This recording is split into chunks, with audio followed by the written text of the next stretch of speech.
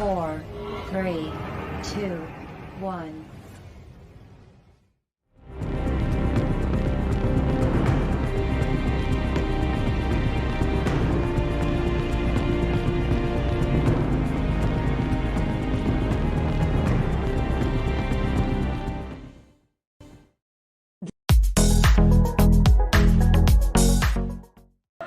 Baik, selamat pagi Bu Kadek.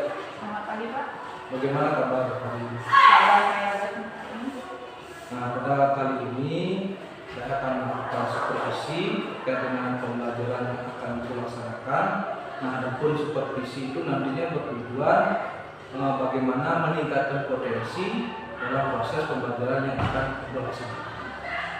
Nah, sebelum pembelajaran ini dilaksanakan, tentu Ibu sudah menyiapkan bahan atau alat yang sudah dirancang atau yang dipersiapkan pada kali ini. Apa saja yang sudah dipersiapkan dalam proses pembelajaran yang akan dilaksanakan? Saya sudah mempersiapkan FDP yang sudah dipersiapkan, mempersiapkan model bangunan yaitu kubus dan juga KPD atau evaluasi siswa. Jadi itu sudah persiapkan FDP tentunya, kemudian evaluasi, kemudian media ya.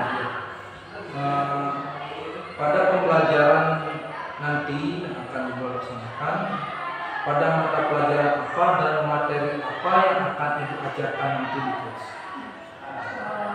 Untuk pembelajaran yang saya akan adakan yaitu matematika, materinya itu ruang-ruang. Pengembangannya itu saya ambil kubus, nah sekarang akan saya ajari mengenal bagian-bagian kubus dan mencari perbedaan kubus. Kira-kira kapan akan Ibu melaksanakan dari pembelajaran tersebut? Pembelajaran tersebut akan saya laksanakan minggu depan, yaitu hari Senin. Nah, kalau boleh tahu, tentu Ibu sudah merancang tujuan dari proses pembelajaran nanti. Apa yang menjadi tujuan pembelajaran yang akan Ibu laksanakan? Adapun tujuan pembelajaran yang akan saya lakukan yang pertama yaitu melalui media yaitu berupa model bangunan ruang kubus. Siswa akan mengetahui bagian-bagian dari kubus, dari sisi, dari sudut, dan rusuknya. Yang kedua yaitu melalui diskusi kelompok, siswa akan mengetahui cara mencari volume bangunan. Jadi menjadi tujuan itu mampu mengetahui bagian-bagian dari kubus tersebut, kemudian juga nanti siswa itu dapat menghitung volume dari kubus tersebut. Nah, pada proses pembelajaran yang akan Ibu laksanakan, area pengembangan apa yang ingin Ibu capai nanti pada saat pembelajaran?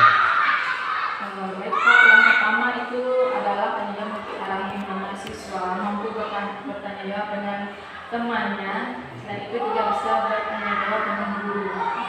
Yang kedua yaitu keaktifan siswa dalam kelompok, di mana siswa itu dalam kelompoknya tidak hanya satu tetapi semua siswa juga ikut ambil dalam kegiatan tersebut.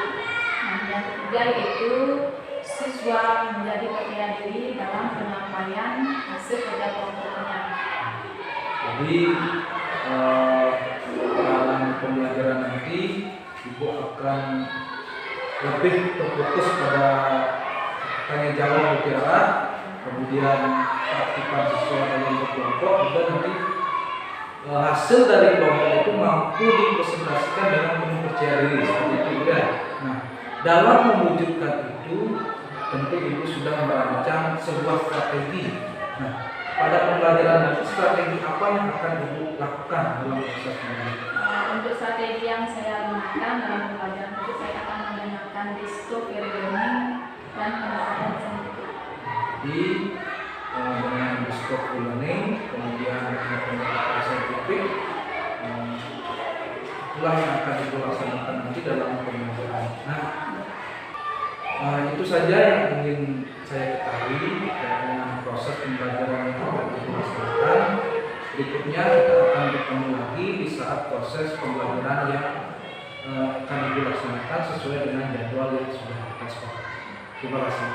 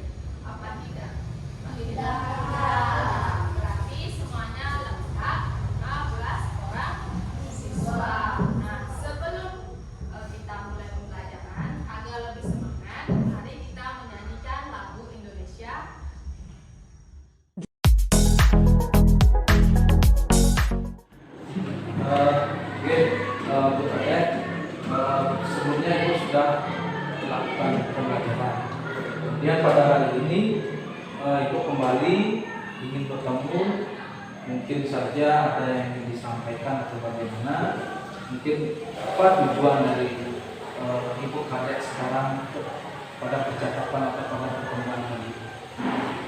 Baik Pak, kebetulan saya hari ini bertemu dengan Pak kembali karena saat saya melakukan pembelajaran kelas ada masalah yang saya temui. Jadi ada sedikit kurang maksimal atau kurang pas mungkin bisa ada yang melakukan pembelajaran seperti itu. Iya. Nah, sebelumnya Ibu sudah melakukan pembelajaran kelas. Kemudian sebelumnya juga kita sudah melakukan diskusi tentang apa materi dan apa sih tujuan tentang pembelajaran yang akan dilaksanakan. Nah, bagaimana lebih dahulu perasaan Ibu ketika melakukan pembelajaran waktu itu? Ketika saya melaksanakan pembelajaran kelas, saya merasa senang karena pembelajaran yang saya lakukan kelas itu berjalan dan sesuai dengan aktiviti yang sudah saya lakukan. Jadi secara keseluruhan sudah sesuai dengan aktiviti. Nah, bagaimana sih proses pembelajaran yang sudah Ibu lakukan selama pembelajaran itu? Apakah ada kendala mungkin atau ada yang kurang pas mungkin bisa Ibu melakukan proses pembelajaran tersebut? Proses pembelajaran yang saya lakukan berjalan dengan baik, di mana saya menggunakan pendekatan discovery learning, yaitu saya memberikan siswa rangsangan, siswa mengumpulkan informasi, siswa mengolah informasi, pembuktian dan menarik kesimpulan. Dari sana saya lihat pengetahuan siswa mulai tersusun secara terstruktur. Selain itu juga saya menggunakan pendekatan saintifik, yaitu berarti menanya, mengolah, mengumpulkan dan mengkomunikasikan. Nah, di sana juga saya lihat siswa menjadi. Jadi Ibu sudah melakukan pembelajaran dengan melakukan discovery learning, kemudian dipadukan dengan pendekatan saintifik, yang dimana saintifik itu kan ada 5M ya, dari dia mencari informasi kemudian sampai mengkomunikasikan. Nah, dalam pembelajaran tersebut apa yang menjadi keganjalan atau kurang pas mungkin dari yang Ibu lakukan dari awal sampai berakhirnya pembelajaran? Keganjalan atau masalah yang saya hadapi itu saat saya membentuk kelompok. Di sana dalam kelompok itu pastinya saya bentuk ada siswa yang kemampuannya kurang dan ada siswa yang kemampuannya lebih. Nah, dari sana dalam kelompok tersebut siswa yang kemampuannya kurang itu tidak aktif, bahkan cenderung pendapatnya tidak diterima oleh siswa yang kemampuannya lebih atau bisa dikatakan yaitu siswa pintar.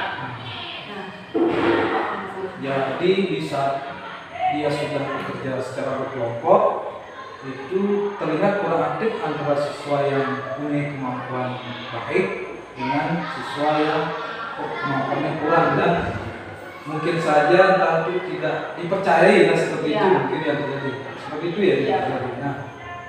Nah, sebelum pembelajaran atau kita selama ini menjadi seorang pendidik, Ibu percaya nggak bahwa siswa-siswa itu punya potensi dan punya karakteristik berbeda-beda di setiap siswa? Saya percaya setiap siswa itu memiliki potensi atau kemampuan yang berbeda-beda, tapi itu tergantung bagaimana cara kita menggali kemampuan siswa tersebut. Nah, jadi Ibu percaya siswa itu punya potensi yang berbeda-beda yang bisa kita maksimalkan. Nah, selama di sekolah ini potensi apa saja yang Ibu lihat kepada siswa-siswa di sini, atau potensi apa sih yang dimiliki oleh siswa-siswa kita di sini? Kalau siswa-siswa kita di sini, saya lihat tadi saya mengajar sini ada siswa yang lebih suka mendengarkan, misalnya mereka ada teman yang berkata dia mendengarkan, siswa yang lebih cenderung suka melihat sesuatu dia bisa membuatnya kembali.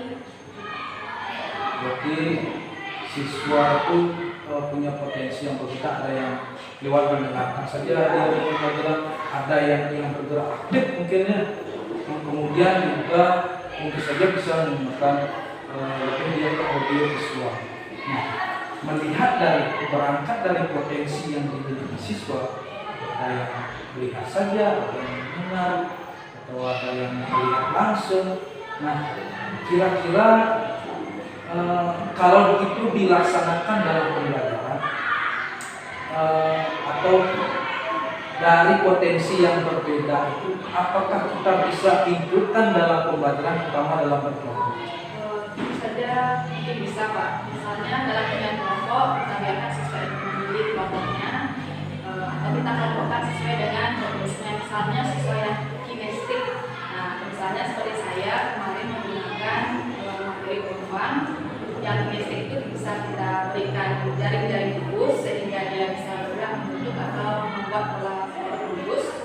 Misalnya kalau yang visual itu bisa kita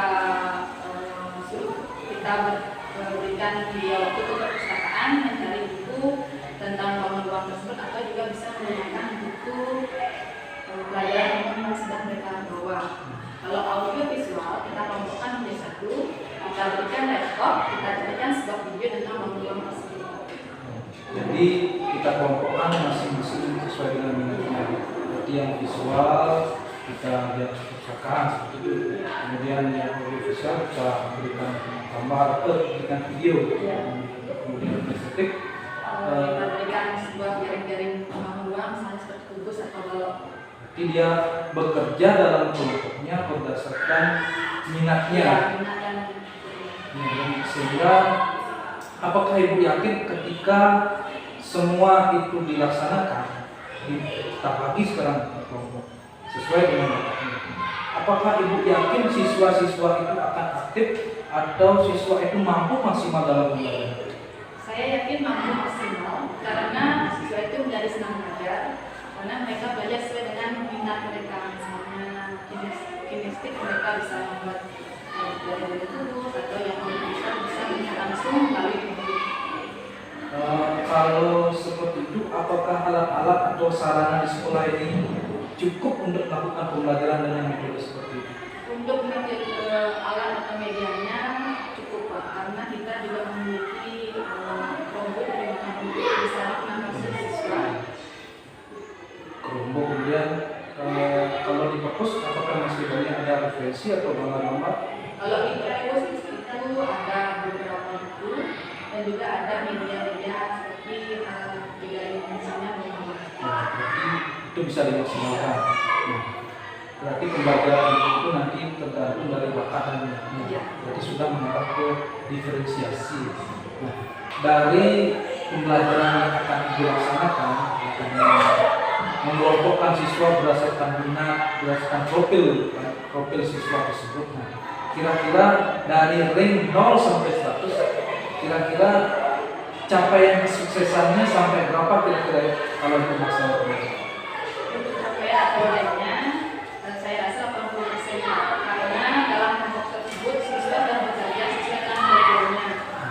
Di mana siswa kita dikelompokkan dalam kelompok, mereka bisa bekerja sama dari siswa yang memiliki profil yang sama. Jadi apa nih yang menjadi kesimpulan terkait dengan permasalahan kemudian sampai pembelajaran yang akan dilaksanakan? Apa nih kesimpulan dari Kesimpulan yang saya dapat ambil itu dalam pembelajaran yang pertama, saya akan melakukan asesmen dan di mana saya akan mencari potensi siswa tersebut. Bagaimana cara siswa tersebut belajar agar siswa tersebut bisa ikut dalam suatu pembelajaran. Setelah saya menemukan potensinya, saya akan mengelompokkan siswa tersebut baik dari kinestetik, visual dan audiovisual itu akan saya kelompokkan. Sehingga nanti ketika dalam berkelompok, ketika kita memberikan materi, mereka bisa berdiskusi dengan kelompok tersebut dan mereka saling mengerti. Jadi dikelompokkan sosial akhirnya. Nah, kalau membuat pembelajaran seperti yang Pak sampaikan di sini, kira-kira di sekolah siapa yang bisa membantu dalam merancang pembelajaran? Di sekolah saya akan berkoordinasi dengan sekolah, dengan guru penggerakkan juga rekan-rekan guru yang lain. Jadi di sekolah kan ada guru muda, ada kepala sekolah, itu kita bisa berkoordinasi dalam membuat sebuah proses pembelajaran. Kalau begitu kapan rencana itu akan melaksanakan atau mulai merancang proses pembelajaran? Dalam pembelajaran tersebut mungkin mulai nanti atau besok dalam pembelajaran masalah kebiasaan. Jadi pembelajaran selanjutnya itu akan mencoba merancang terlebih dahulu dan lalu melaksanakan proses pembelajaran. Baik Ibu, semoga Ibu sukses ke depannya dalam proses pembelajaran yang akan Ibu laksanakan dan nantinya mampu mengimbas ke rekan-rekan yang lain sehingga dapat menjadi motivasi serta menjadi referensi bagi teman-teman.